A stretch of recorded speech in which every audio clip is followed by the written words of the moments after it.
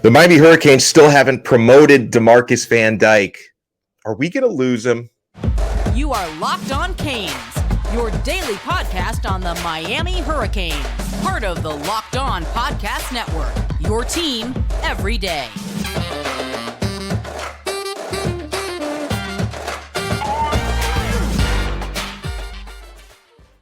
I am Alex Donno, your host. I'm a University of Miami alumnus, longtime South Florida sports radio vet, and contributor to allhurricanes.com. And thank you so much for making Locked On Canes your first listen today. We are available free wherever you get your podcasts and available free on YouTube. So what's going on with DeMarcus Van Dyke?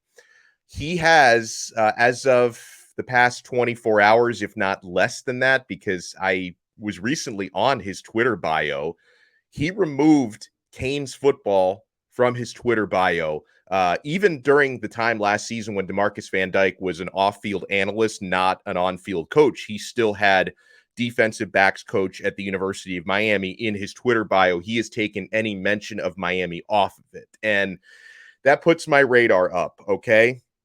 So DeMarcus used to be on the field, worked off-field as an analyst, and worked really, really hard in recruiting. I mean, Coach DVD is a stud in that regard.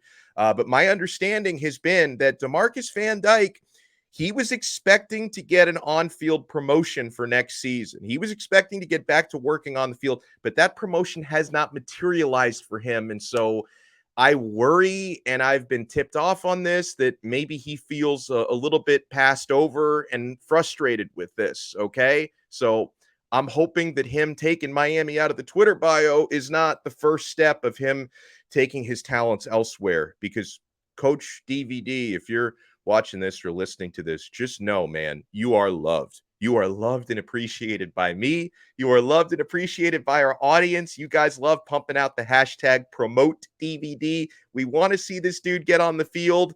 Unfortunately, the way things stand right now, there's not really a spot for DeMarcus on the field. Unless Miami were to fire Jamil Adai or him leaving to open up his spot, like DeMarcus, he's not going to be coaching defensive ends, which is the job that's open right now that we expect Jason Taylor to fill.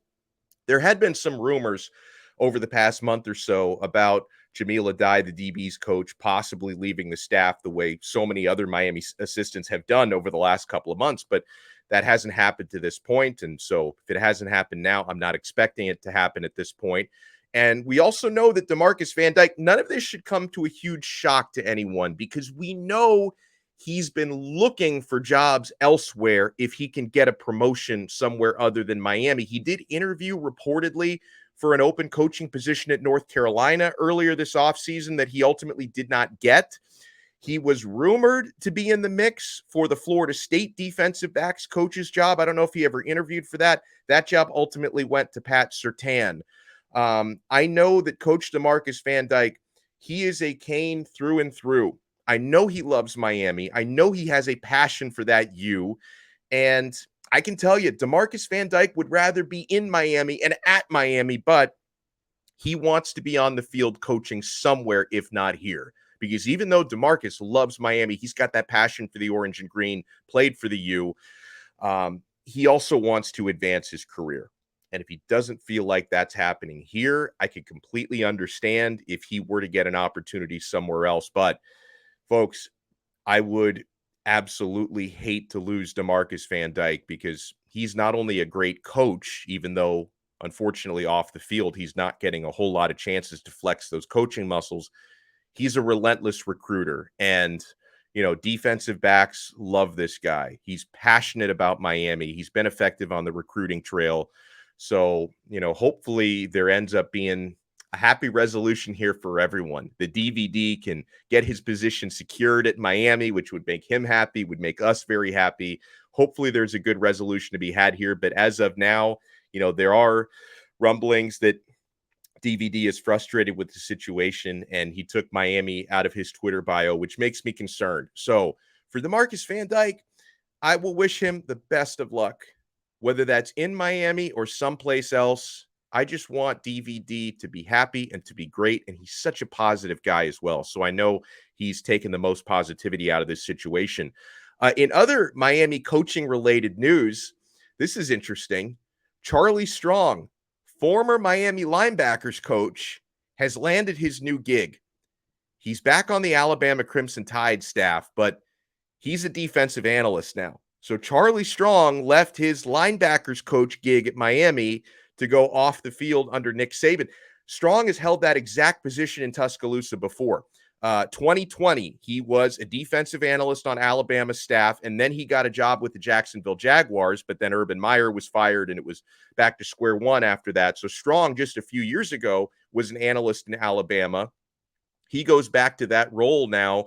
And the whole situation, folks, is weird because I know people are looking at this and they're like, wait, so this guy was a linebackers coach. Linebackers coach seems like even Alabama obviously is a powerhouse of a program, but linebackers coach at Miami seems like a better job than defensive analyst at Alabama. Yes. Well, one word comes to mind here: spite. That's the word that comes to mind here. And I don't mean this in any way to disparage Coach Strong because I enjoyed covering him at Miami last season and I like him a lot. But Strong was very disappointed, upset even that he didn't get an interview to become the defensive coordinator. When that job came open, Kevin Steele left to Bama, Charlie Strong. We did at least one episode on that thinking, hey, Charlie Strong should be the favorite to be promoted to defensive coordinator. That could be his job to lose. Not only did he not get the job, it went to Lance Guidry, who I really like. I'm happy about that hire. But Charlie Strong didn't get interviewed for the job. I have it on good authority that he was very upset about that, and there were some hard feelings there. I mean, I can also look at it another way. So he didn't get a formal interview with Mario Cristobal, but being on the staff all of last year, maybe that was his interview. Maybe Cristobal saw what he needed to see and said, I need to go a certain direction with my next defensive coordinator, and this is not the direction we need to go in. And also, listen, Charlie Strong in his 60s, we talked about how Mario Cristobal, it's not easy to work on his staff. It's very challenging with the sort of hours and the grind that's demanded. If Cristobal's in the office at 4:30 in the morning because the guy doesn't sleep very much, he expects his assistants to be there burning that midnight oil at 4:30 in the morning as well. So, maybe Strong was doing all of that. Okay. Maybe if Cristobal was there at 4:30, Strong was already there at 4. I can't say for sure that he wasn't part of that grind, but I know that he was not happy about getting interviewed for defensive coordinator. So he is taking his analytical talents back to old Tuscaloosa, Alabama, to become a defensive analyst there. And it's interesting because, he wanted to be the defensive coordinator at Miami, and then apparently he wasn't getting defensive coordinator opportunities anywhere else. Maybe next cycle, because it was late in the cycle when he left Miami. So maybe Alabama rehabilitates his career the way Nick Saban has done with so many coaches in the past, the Steve Sarkisians, the Major Applewhites of the world, Lane Kiffin. Maybe he, rehabs that career, and then Strong ends up being a defensive coordinator somewhere next year. So that's your coaching blitz for today. When we come back here on Locked On Canes, I'm excited about this. Folks, we are just over 48 hours away from the opening at spring football at Miami. Wild horses couldn't keep me away from Greentree on Saturday.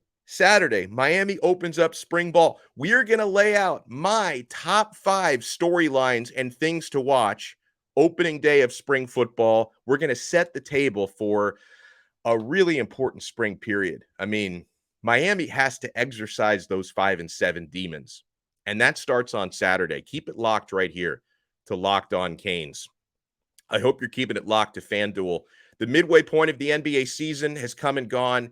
It's still the perfect time to download FanDuel. That's America's #1 sports book because new customers get a no-sweat first bet up to $1,000. That's bonus bets back if your first bet doesn't win. Just download the FanDuel Sportsbook app. It's safe, secure, super easy to use, and then you can bet on everything from the money line to point scorers to 3 points drained. My Miami Heat didn't look so good last night. We'll get them next time. Plus, FanDuel even lets you combine your bets for a chance at a bigger payout with a same-game parlay. We will be looking, of course, at Miami versus Pittsburgh in basketball on Saturday. Do not miss your chance to get your no-sweat first bet up to $1,000 in bonus bets when you go to FanDuel.com/locked-on. That's FanDuel.com/locked-on to learn more. Make every moment more with FanDuel, an official sports betting partner of the NBA. Thank you so much for making Locked On Canes your first listen today. We're available free wherever you get your podcasts, and we are available free on YouTube. Spring football opens this Saturday, Greentree practice fields in Coral Gables, Florida. Here are my top 5 spring football storylines. Number 1, this ties in all the conversations we've been having on today's show and the shows for the last 2 months. Building chemistry with so many new coaches. That's the number one thing that I'm looking for. Because, guys, it's only been a couple of weeks since new coordinators were hired. Lance Guidry and Shannon Dawson. New linebackers coach Derek Nicholson, same deal. He's been on the staff for just a few weeks now.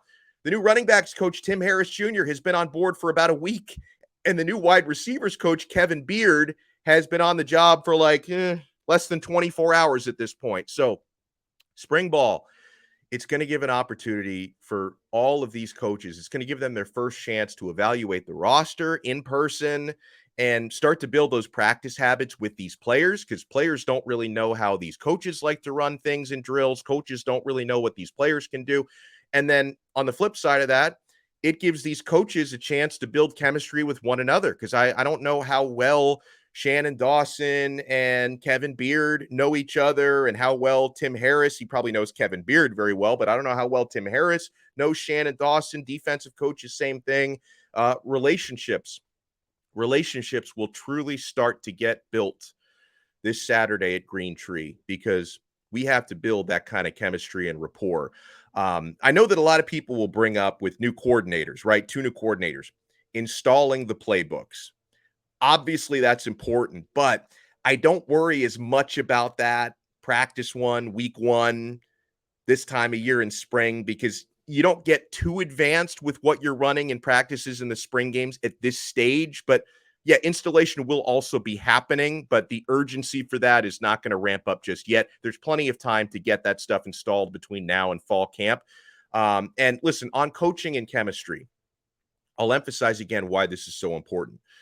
We heard plenty of rumors last year about the former running backs coach and the former wide receivers coach having relationship problems with their players, and some of these coaches having relationship problems with one another, right? Because I don't think the OC and the quarterbacks coach were ever on the same page last year. Stuff like that cannot happen again, right? Like starting quarterback Tyler Van Dyke said when he was interviewed earlier this week on ESPN, the only way for this team to succeed is to do it as a family, right? They need to build that family relationship. So that's storyline number 1. Number 2, I can't wait for this. I mean, as someone who's going to be going out to as many practices as I'm allowed to go out to, evaluating the transfers. Yes, Miami added a handful of players in the portal who, most of these guys are going to be candidates to start next season, right? And all of Miami's transfers enrolled early in time for spring, which is great. So I would be shocked if former Alabama guard Javion Cohen and former UCF center Matt Lee aren't both opening day starters on the O-line for this team, because both of them, especially Lee, have been crushing the offseason program. I expect Matt Lee to be one of the team leaders this year, because that dude just seems to be an alpha. Like, he seems to be that sort of guy that leads by example and kind of leads through his words as well. And when you talk about Javion Cohen and Matt Lee, they're both experienced offensive linemen, multiple year starters, and neither of them have been credited with giving up a sack in their careers to this point. Elsewhere, linebacker Francisco Mauigoa comes over from Washington State. Based on the footage that I watched of him playing at Wazoo, this guy looks good enough to be a potential starter next year at linebacker. I could see him starting alongside Wes Basaint. So I guess the question would be, can Mauigoa actually take Corey Flagg's job? Because Flagg has, always been, he's always been just consistent enough and good enough to keep that job. Now, Charlie Strong and Kevin Steele, they really loved Corey Flagg. Maybe a new defensive coordinator, new linebackers coach, might feel differently, and they may feel more strongly about Mauigoa. I think both guys would get their reps either way. I'm intrigued by both of the new defensive tackles, Branson Dean, Thomas Gore. I mean, Gore especially jumps off the page, and he intrigues me because he was playing outside the Power Five last year at Georgia State. So, he was facing lesser competition for the most part, but he did play well against North Carolina, for example. And this guy was extremely disruptive at the line of scrimmage at Georgia State. Great range. He's undersized, though. I think he's like around 6 foot. So he's undersized at defensive tackle, 275. But I'm really excited to see what this dude can do. And defensive backs, Terry Roberts, graduate transfer cornerback from Iowa. When I first caught wind of him months ago, being interested in Miami, I think I underestimated Terry Roberts, but the more digging and research and the more I watched of him, this guy, I think, can definitely compete for a starting job and for significant snaps. And then Devontae Brown, transfer from UCF, older brother of Damari Brown, same deal. I think he could potentially walk right into the starting lineup in one of those 2 starting corner spots. So there's a lot of talent. I know Miami didn't bring in like quite as many players or as many big names as Florida State brought in the transfer portal, because Florida State crushed it in the portal, but Miami brought in some guys who can start or at least compete to start, and I love that. Storyline number 3. I'm going to be looking closely throughout the spring at quarterback development. Yeah, it's Tyler Van Dyke's team, but let's not forget the TVD. He missed significant time with injury last year. So will Miami's season be ruined if Van Dyke, God forbid, has to miss any time this year? I hope that doesn't happen. But I like the fact that Shannon Dawson is both the offensive coordinator and the quarterback's coach, because that'll mean this year, unlike last year, the game planning and play calling is going to be in sync with the quarterbacks, because you got the same guy handling all of that. All right. Now, Shannon Dawson, he's had success with mobile quarterbacks, so I look forward to seeing what he can do for Jacurri Brown's development, because, Jacurri, so fast, so athletic, so much potential. He's got a strong arm. He just has to harness that, and he's got to develop the accuracy and the timing. And the whole reading defenses and everything is what Jacurri Brown has to work on. And then Emory Williams, new faces are always exciting. I want to see how the true freshman Emory Williams can look as well. And for Van Dyke, I know that I say, hey, it's Van Dyke's team. He's the starter. It seems like he's the shoe-in to be the starter this year. But then at the same time, Van Dyke has to bounce back. He had a down year last year. It looked like he was finally starting to get it a little bit, and then he got injured, but he was not very good for the first 3-4 games of the year. It was up until the North Carolina game was when it started to click for Van Dyke, but the first handful of games last season, Van Dyke was not playing very well, so he's still got a lot to prove, I think, and he's capable, because we saw how good TVD was in 2021. He's got to bring that form back. 2 more storylines when we come back, including the position group that has been one of the big hot button topics for Miami supporters going back to last year. What needs to happen in that wide receiver room? Yeah, we're going to cover that and more when we come back here on Locked On Canes. Thank you so much for making Locked On Canes your first listen. We are part of the awesome Locked On Podcast Network, your team every day. There's so many great shows on the network. You want to check out Locked On College Basketball. Andy Patton and Isaac Shade do a great job, especially with Miami, the Hurricanes basketball team. You beat Pittsburgh on Saturday. Canes win the ACC championship, and Pitt got clowned by Notre Dame, so they're going to be looking to bounce back in a big way on Saturday. So that's a huge game, and I know Andy and Isaac will be talking about that. So make sure you make Locked On College Basketball your second listen. Much like us, they are available free on YouTube and wherever you get your podcasts. So going back to spring football storylines, we gave you our top 3 already: building chemistry with new coaches, evaluating the transfer players, quarterback development. So let's get to number 4. So closely, when I'm out at practices this spring, I'm going to be watching the wide receiver reps and the wide receiver drills. This is a position group that in 2 out of 3 spots does not have clear starters. There's a lot wide open at wide receiver. Now, Xavier Restrepo should have the slot position locked down, but on the outside, your guess is as good as mine. And I'm going to be watching receivers so closely because, last spring and fall camp, I was watching the wide receivers, and there wasn't a whole lot to be happy about last year. And we saw that, of course, manifest itself on game days, because last spring and fall camp, all that we were talking about were dropped balls, dropped passes left and right. Nobody in that receiving core outside of Restrepo was catching anything consistently this time of year last year. So, Kevin Beard, you need to coach these young men up. And I know he wants to do that. So, I want to see true competition, and I want to see these guys flashing between Frank Ladson, Jacoby George, Colby Young, Michael Redding, Isaiah Horton competing for two outside spots. And even with Xavier Restrepo, even with him more than likely holding it down at the slot, because I can't see anyone beating him out for that starting job, Miami's got so much talent there. Like, they're really deep at slot receiver. Brashard Smith, who's been around for a couple of years, and then you've got the true freshman sensations coming in, Ray Joseph and Robbie Washington. So I believe both Ray and Robbie, I think they're both early enrollees, and I believe they can both contribute year one. So you're going to have to find a way to get some of these guys on the field at the same time as Restrepo. So I can't wait to see what sort of offensive experimentation. Now, as far as experimentation goes, you're not going to see much of that in the spring. Spring football is going to be very vanilla, right? So they're not going to be like throwing out the Statue of Liberty plays in March and April. But still, I want to see reps from all of these receivers because you have a lot of talent on the slot. And also, Chris Johnson, he's a running back, but he played receiver as well in high school. He can be lined up outside as a receiver. He can give Shannon Dawson another gadget player to work with. So there's a lot of good stuff that he can work with in that offense. So that's number 4, wide receivers, because that position was inconsistent in practice last year, and that translated to the games. We cannot have that happen again. But I do believe there's a lot of talent in that room, a lot of unreached potential. Let's get to storyline number 5. So not only is this going to be about the current orange and green wearers on that field, the current Miami Hurricanes, but there's so much going on with the future as well, because Saturday, opening day for spring ball, that's also a huge recruiting day.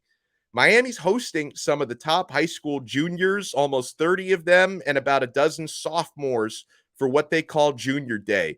There's a ton of players on this list, but here are the 4 stars and 5 stars that are expected, according to Gabby Urrutia at Inside the U. 5-star edge rusher Elijah Rushing, who truly has a national recruitment. So it's great that Miami can get him down here. 4-star offensive lineman Brandon Baker, one of the best offensive tackles in the class. This is a guy that I hope Miami can land. And of course, Cristobal and Mirabal have had great success at Oregon and Miami recruiting offensive linemen. Athlete Makai Danzy will be here. Defensive lineman Aiden Breland and T.A. Cunningham will be here. Another 4-star player that I'm very intrigued by, a safety, Brandon Jacob. We haven't talked about Brandon Jacob on this show yet. I like him a lot. He's out of Evans High School in Orlando, so he's an in-state kid, but not a South Florida kid. What intrigues me about this player at the safety position is the length. 6'2". He's only around 170, 175 at this point. I'm sure he'll add weight, but 6'2", playing safety. He's tall, he's long, and he's a ball hawk. This guy at Evans High School last year had 5 interceptions, and he returned 2 of those for touchdowns. And hey, Miami badly needs safeties. Class of 2024, you've got to get a couple safeties because you whiffed on safeties in 2023. So you have to be appealing to players like this, right? We were hoping for guys like Conrad Hussey and Jaden Bonsu in this past cycle. You whiffed on, unfortunately, because Miami had a very good recruiting class, but safety was not a strength in that class. So you've got to do better in 2024. And, there are certain other players like Chance Robinson, the 4-star wide receiver, Air Noland, the 4-star quarterback, who previously appeared on this list as guys who would come for Junior Day. But I think what's going on is, and I'm fine with this, is some of these priority targets, Miami has been able to reschedule their visits. I know for a fact this happened with Air Noland because he said it. Miami's been able to reschedule some of these visits for a later date so that they can give these players more one-on-one attention, because Junior Day, it's going to have more of like a party gathering, big gathering type of feel, because there's going to be, few dozen prospects here on Junior Day. So you're not going to get that sort of intimate time. So for priority targets like Chance Robinson and Air Noland, and, hopefully Miami can get, Jeremiah Smith in and JoJo Trader in for visits soon. For players like that, if you're able to, you'd rather have them come on a less busy recruiting weekend so you can give them just a more organized pitch and more attention. So I think it's okay that some of these players that were supposed to come this weekend are going to be coming at a later date instead. I think that's a very, very good thing. So those are your 5 storylines, top storylines heading into spring football. Got a couple of questions and comments from our listeners that I wanted to answer here. Roy Pinto says on Twitter, you can, by the way, follow the show on Twitter at Locked On Canes, and we will follow you back. Roy says, I'm so excited for this year for multiple reasons. The new staff, if they can bond and get the players to buy in, the dogs who came in this class, I see so many of them contributing and finally getting rid of that ugly year last year. Wide receiver to me, I'm going to keep going back to that since Kevin Beard was just hired yesterday, okay? The opportunity that KB has, not only to coach up the current talent, which was, I believe, lacking last year, but you notice when Kevin Beard reportedly took the job at Miami yesterday, you saw recruits, dozens of them, I think, recruits tweeting about how much they love KB. I mean, this is going to have a recruiting impact at Miami. Like, he's already got some pressure here. Like, Kevin Beard has been on the job for less than a day, and he's already got pressure to get those 5 stars like Jeremiah Smith and JoJo Trader here, because Miami has missed on, especially the local kids. Miami has missed on way too many of these top local kids in recent years. Get a question from Chalupa Batman, who says, all right, Locked On Canes, it's time for the hard-hitting questions. What's your favorite Canes uniform of all time? Chalupa, here's what I'll say. My favorite Canes uniforms of all time are the ones that they won national championships wearing. That's all I care about, man.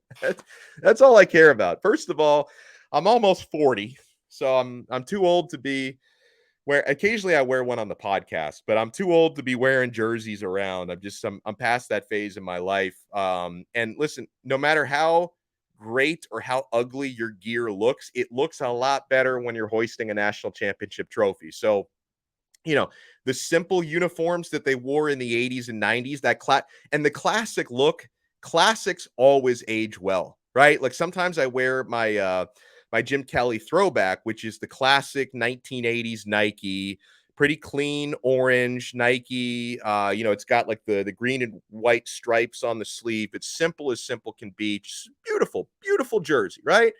I also, because they won a championship in them, the ones that were not as simple, the 2001 jerseys, those hold a special place in my heart. And I thought that those Nike jerseys 2001, those looked really modern at that time, but then looking back on them did not age as well as the classic look. So I will always take the classics, but they can wear whatever they want to.